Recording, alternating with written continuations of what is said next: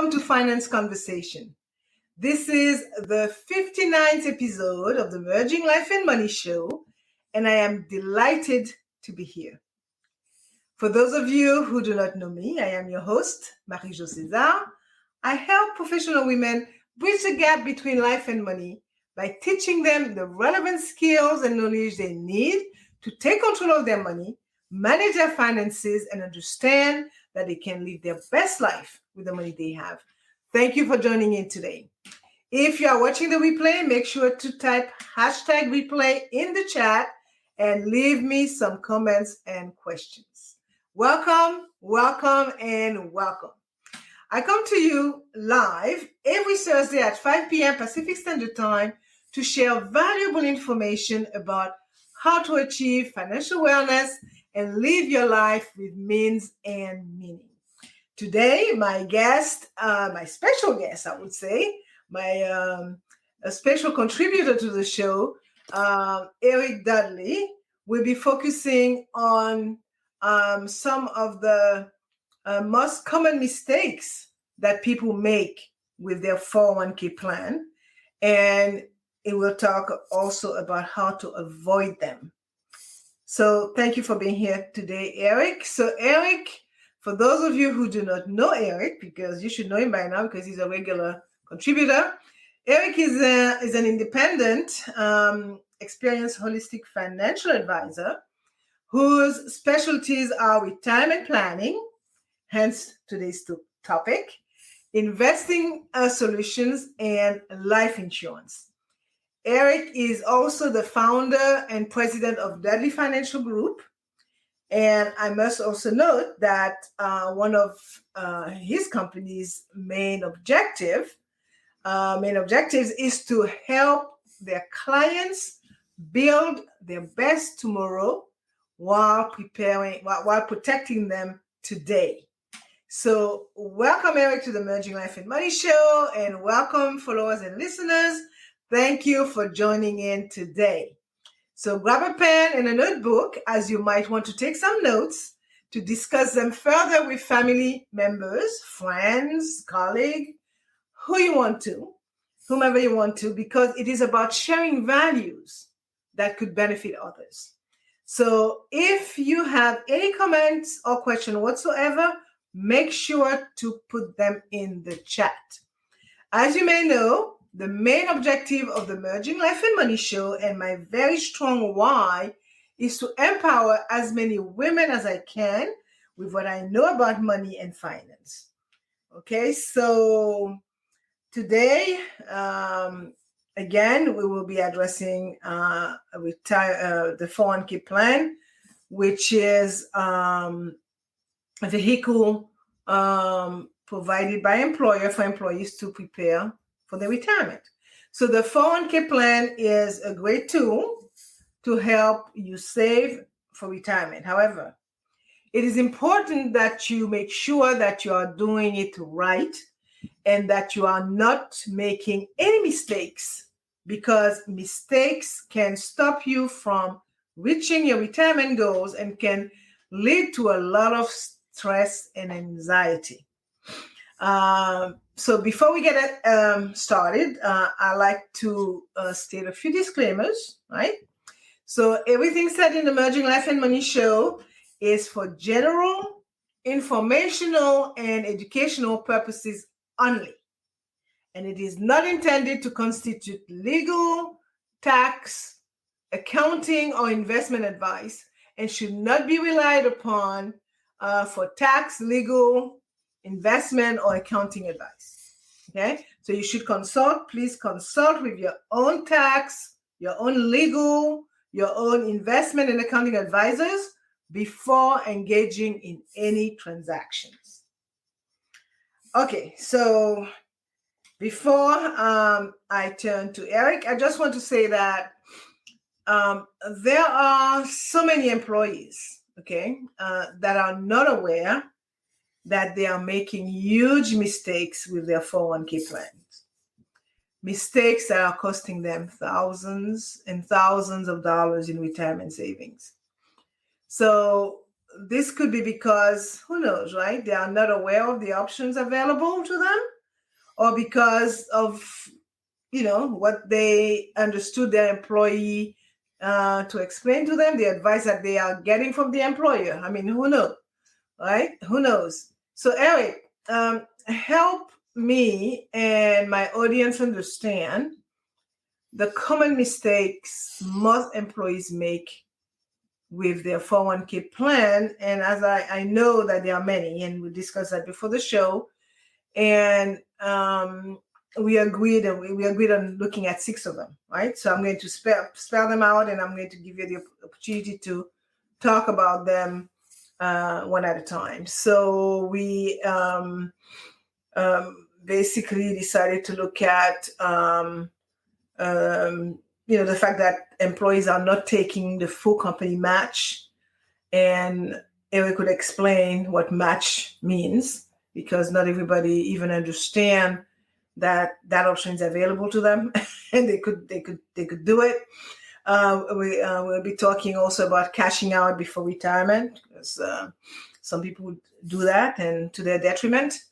Not increasing contribution over time. Why? You get a raise, you would want to increase that contribution, and even without a raise, because the more money you put in, the earlier the better. Not checking your investment performance. So it's not a thing like, add water and shake. Okay, you got to keep on stirring it. Another one is loading up on your company stock. And the last one that we're going to look at is not understanding the downsize of 401k plans, because there is always 2 sides to anything, right? So Eric, let's start with the first one. The first common mistake, which is not taking the full company match. What can you tell us about that? Okay, well, hey, thanks for having me, MJ. Well, first of all, I want to go ahead and say, 401ks are the most common retirement vehicle that employees, the middle America, uses for retirement. So it's important for people to understand that the right things to do and the wrong things not to do. Okay. It's really important because, we don't have the same retirement vehicles that they did 50 years ago. Very few people get pensions these days. It takes a lot of money to retire. People want to retire when they're in their early 60s, mid 60s. Well, people are living a lot longer than they used to. So retirement has to last you 20, 25, 30 years. And there's a good chance that if you looked at any couple that you see that's already in their 60s, there's a good chance that at least one of them will live to be 90. And so you're looking at 25 years of retirement you have to have. You don't want to have to go back to work. So it's a good plan to go ahead and do the right things and make sure you have a really a good disciplined plan in place, and as much saved as possible, and as many smart things done as possible as far as taxes and things like that. Now the first problem here was not taking the full match. Well, it only makes sense to take the full match. If the company is offering a match, that means that they're going to give you a percentage of your income for free.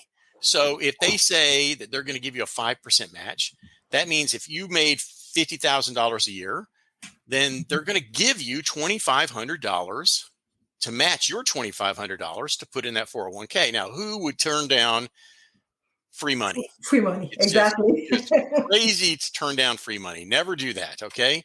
So take the free money and be happy you got it. And some people don't, though. Some people will say, well, I'll only take a 2% of the 5% match. Don't do that. Take the full match if you can, if any way possible, if you can. So it'll be definitely worth it down the road. Good. Okay. Good. And, so, good. And the other part of this is also, do people understand what vesting is? Vesting is something that's done in very companies. important. Yeah. you don't get that full match unless you are with the company for a certain amount of years. Now, this is not true for all companies, but definitely understand that some companies, and maybe the company that you're involved in, has a vesting system. And so you have to be with them for X number of years in order to be fully vested and be able to get all of the matching funds. Because, a lot of people these days, they change jobs so fast, they wind up not being fully vested. Yeah, And they're so leaving some money on the table there. that's right. That's right. You're leaving money on the table. So understand when to change jobs according to if you're vested. You want to make sure you get all the money you can from the company. Good. That's very important to understand. And my experience, I come from a background where we had a similar system where the defined contribution structure, and it was 5%, 5%. And this was not optional. So every employee had to put 5%, and this was matched by the employer. So the good thing with that is that you were able to put as much voluntary contribution as you wanted to. However, it wasn't matched by the employer because it was voluntary. But it's a very, very important point that you say here in America, where it's very voluntary. So a lot of people don't take it seriously, and they don't realize how important it is to put in that money and get 100% return on it on day one. Mm-hmm. You put $1 and you get $1 back, $1 to add to it. So to me, that's 100% return on day one before investment. All right. So the next common mistake that you identified, Eric, is cashing out before retirement. What can you tell us about that? Well, just like any other plan you have, if you have a plan to, get a certain level of education, or if you plan on become a professional athlete or a doctor or anything like that, you have to stick with the plan. Okay. You have to stick with it all the way through, because if you don't, it's going to drag on and on and on, and you're not going to wind up reaching your goals a lot of times. And so retirement is a long-term deal, and you have to really, the most important money that you save in retirement is money that you are investing early. Okay. When you're 18, when you're 19, that's the best money. That's money that's going to be in there for 40 plus years of compounding. It's wonderful. That's the most effective money. But what happens is a lot of times people, have, unfortunately, they lose their discipline, and they see something they like, something shiny, something fun, something they think they deserve. And they go out and they take some money out of their 401k and they go buy a car, or they, maybe they paint their house, or maybe they, whatever. It might even be something that's important. But the last place you want to take money out is from your retirement, because that money compounds and compounds and compounds. And that's where the real power of investing comes from, is that compounding interest. And if you take the money out, it will really, really injure that account, and you'll never recover it. Money that's invested when you're in your 20s becomes huge in your 60s.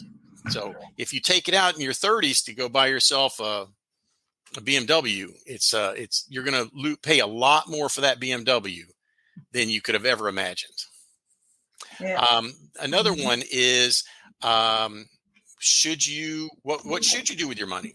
Let's just say, for instance, you've vested, you've been vested in your job, and you decide to move to another company. Don't pull the money out. Okay. Again, this is a retirement vehicle. So just because you left the company, you don't take it out and put it in a savings account. No, you roll it into something else that's also a retirement account, which is an IRA. Mm-hmm. And if you do that, you can do it to where you're not going to have any taxable income. You won't use any of the money. It'll never actually be touched by you. It'll be transferred from one institution to another, all tax-free, and it'll all be still in a retirement account so that you can continue to take the benefits of it, of compounding interest and things like that. So you just try not to use it. Use it for what it is. It's retirement money. Right. And that's a very, very important point that you make here, because you start a job and you're there like for 5 years, 6 years, maybe fully vested, and then you move on. So you would want to, that's your money. So you would want to control that little party here. Right. And move it. And the first thing that you look at, okay, am I going, because some people think, okay, I'm going to get another $1,000 or $2,000 a year, but that particular employer does not offer a 401k plan. So would you move to that? so you have kind of, first of all, you have to weigh it, and assuming that they do have a 401k plan, okay, you would want to roll it over, either, and make sure that money continued to remain in a plan that you could control as far as the investment is concerned. So that's very key. Thanks for that, Eric. So the next one that we will be looking at is the fact that people are not increasing their contribution over time. Right. Well, I mean, people's salary will probably not stay the same as they get older and more experienced. They have more skills and they're able to make more money. So again, taking the same example I used before, if you have a person who makes $50,000 a year and they get 5% matching, so that means they're putting in $2,500 a year. Their employer puts in $2,500, so a total of $5,000 a year. Great, but 5 or 10 years later, maybe they've doubled their salary. Now they're making $100,000 a year. Well, you still don't want to keep only $5,000 between you and your company's match as what you're contributing into the 401k. I mean, what you should be putting on the 401k sign-up sheet is a percentage. So it always changes. It changes as your salary goes up each step. Right. If you want to put in 5%, and now you're making $60,000, you'll have 5% of that. And if you want 5% of 80,000, it'll be 5% of that.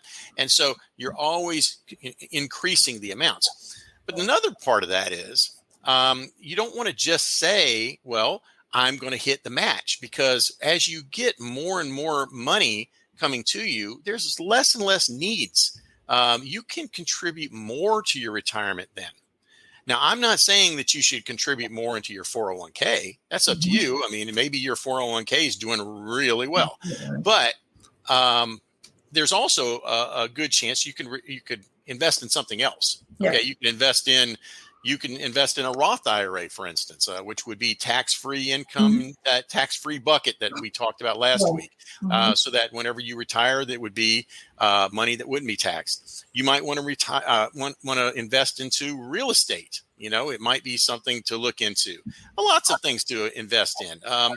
Make smart decisions, but also just consider that as you get more and more wealthy, if you want to maintain that standard of living in retirement, then you're going to have to increase the amount that you invest. Totally well said. Yeah. And loading up on your company's stock. What can you tell us about this? Oh, well, I can tell you this from personal unfortunate incidents. Everybody loves their company. You get into a company that you're fired up about. There's a esprit de corps. Do I hear Enron there somewhere? Yeah, exactly. You believe in them. It's like you might know the CEO, you might know the people who are in charge, and they got charisma, and they really got their act together, and they know what they're doing. And you're saying, man, and look at what the stocks have done over the last 5 years. They're making 35%, 40% returns, and it can't miss. It can miss. And you don't want to have too many eggs in one basket. That's really the bottom line there. I don't care, even if it's not a company that you're invested in, or working for. I think, for instance, Tesla, I think, is a great company, fantastic company, but I would never recommend putting all your money into Tesla. Okay. I think that would be something that could be dangerous. What would happen if Elon Musk, decided, no, I'm not with Tesla anymore, I'm with Ford. Ford stock would go crazy. And so you want to make sure that not all your eggs are in one basket. You want to, even if you believe in that company, you can never tell. Pandemics can happen. For instance, my wife was in the hospitality business with Hilton Hotels, and their stock was doing terrific until the pandemic happened. Okay, so a lot of people who were waiting for that stock to vest, they wound up taking a big hit from that. So anyway, like I said, you don't want to have too many eggs in one basket. You want to spread it out. Right. So would you recommend an ideal percent? I would say no more than 20% of your entire portfolio should be in one stock, so that you've got 80% that is really diversified, so that you can say, oh, well, if something bad happens to that 20%, my other 80% could really hold me up. Yeah, investment allocation is key. Yeah, absolutely. Yeah, that's what makes the money for you. Another one that I would like for you to talk about as well is not checking your investment performance. Oh yeah. Well, if a person were continuously accepting underperforming funds, it could result in tens of thousands, maybe even hundreds of thousands of dollars less for them in retirement.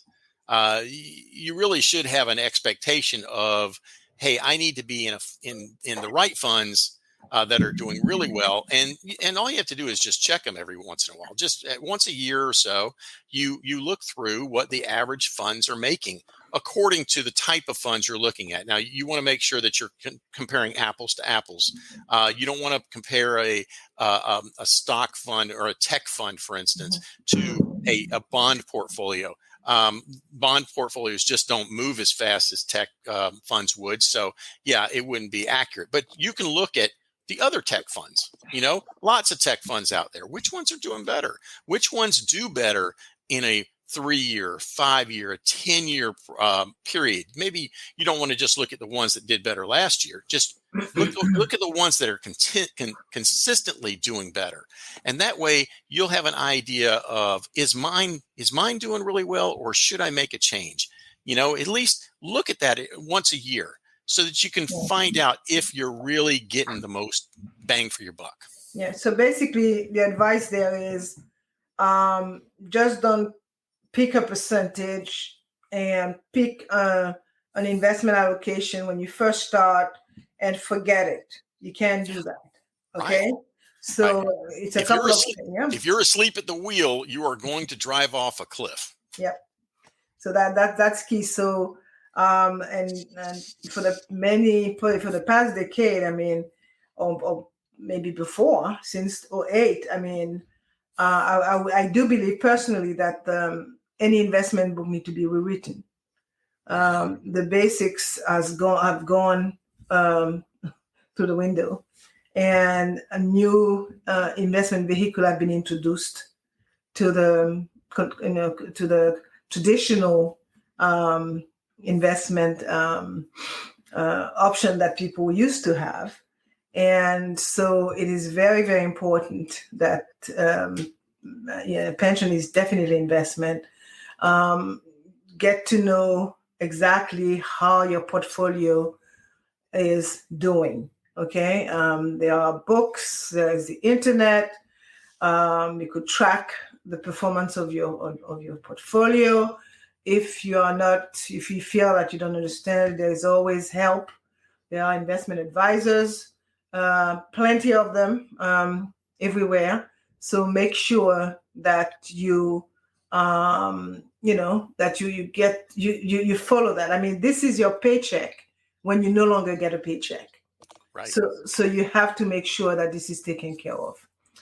Mm-hmm. Another one that I would like you to talk about, which probably be the last one, is not understanding the downsides of the downsides of 401k plans.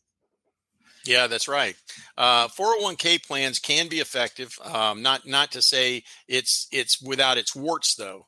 401ks can be really expensive in their fees. A lot of people just do not realize it because, I mean, they're not advertising.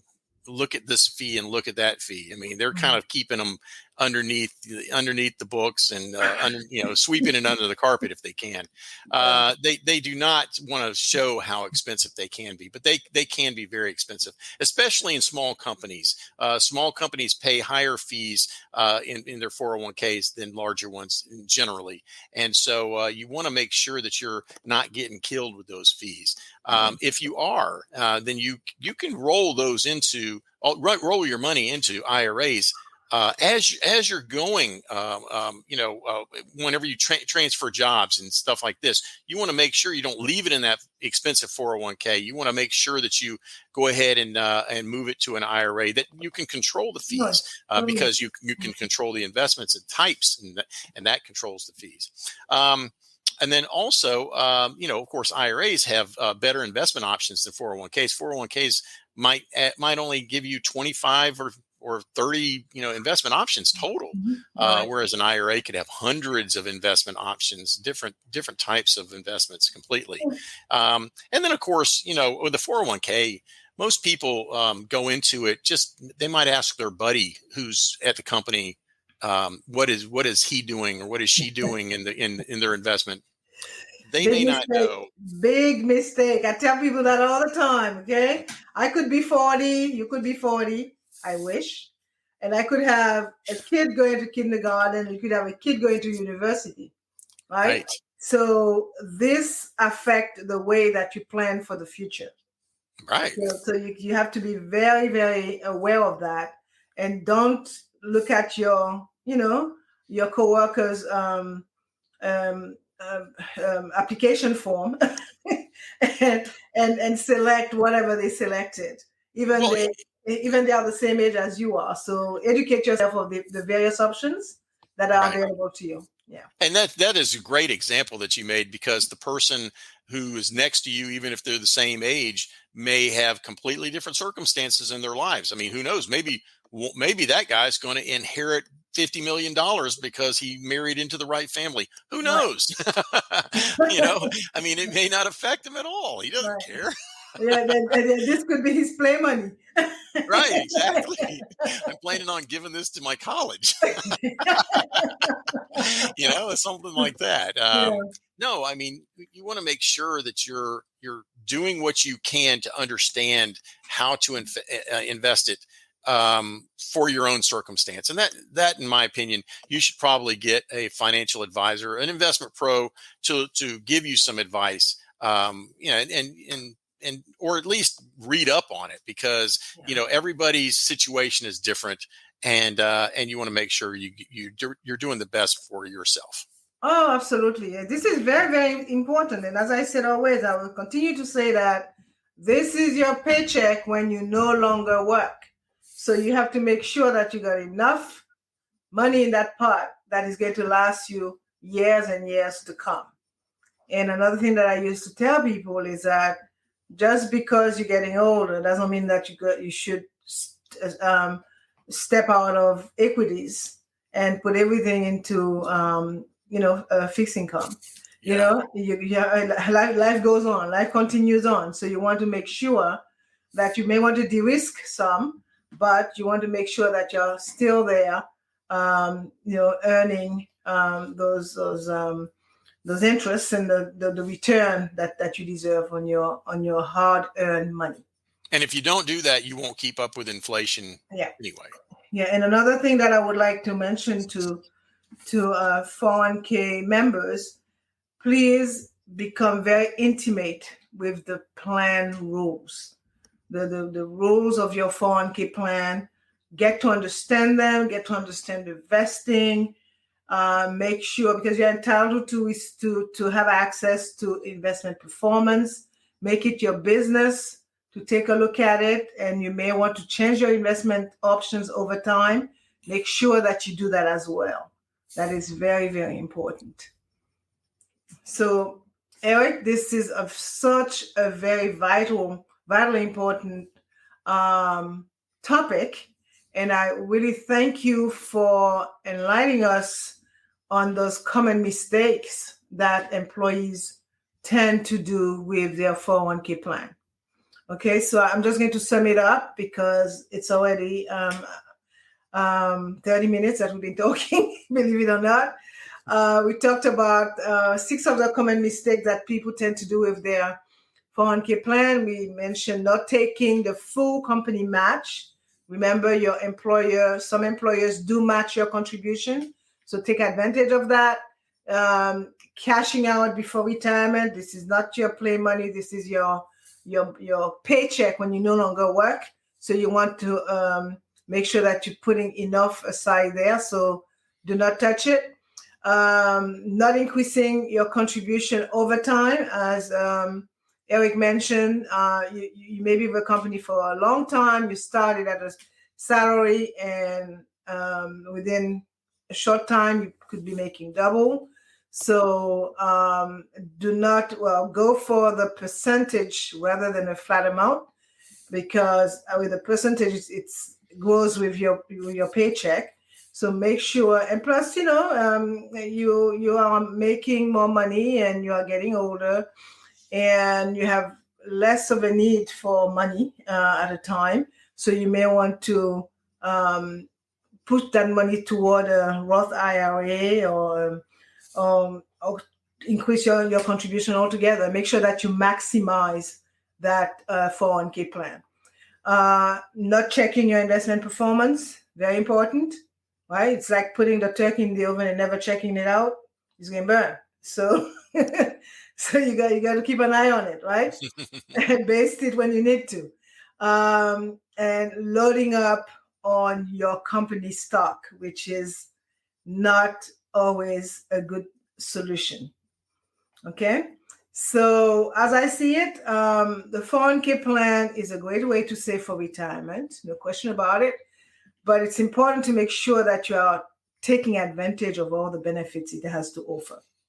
So avoid these common mistakes that we talked about, and book a complimentary consult with Eric today. He is a wealth of knowledge when it comes to retirement planning.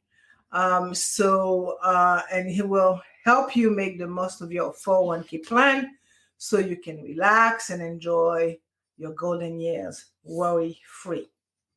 So this brings us to the end of today's Merging Life and Money episode. So Eric, I advance that you will be able to assist people. So I am going to put a banner at the bottom of the screen that shows your information. And audience, make sure to pay attention to that. It's going to run until the end of the show, and reach out to Eric, and he will assist you and with your 401k plan as you need it. So I hope that you have enjoyed today's show. And as you know, I like to end the show with a quote. And today is a quote from Harry Emerson, and it reads, Don't simply retire from something, have something to retire from. To retire to. So thank you, Eric, again for your awesome contribution to the show today. And we will meet again next week to kind of close that retirement, pension / retirement series that we started last week. And next week, we will be talking about annuities. So come with questions. And so this is going to be next week. So Eric, thanks again. And for more information about how to achieve financial wellness from the inside out and live a purposeful life with the money you have, join me next week, Thursday at 5 p.m. Pacific time, 6 p.m. Mountain time, 8 p.m. Eastern time, 9 p.m. Atlantic time for my Bermudian peeps, and 9 p.m., I believe, Brisbane, Australia time. 9 p.m. Atlantic time and 10 a.m. Friday, Brisbane, Atlantic time for my Australian friends. Sorry about that. Thank you for being here today on the Merging Life and Money Show. I am your host, Marie-Jo César. I will be back again next week. Until then, continue merging life and money. Bye for now.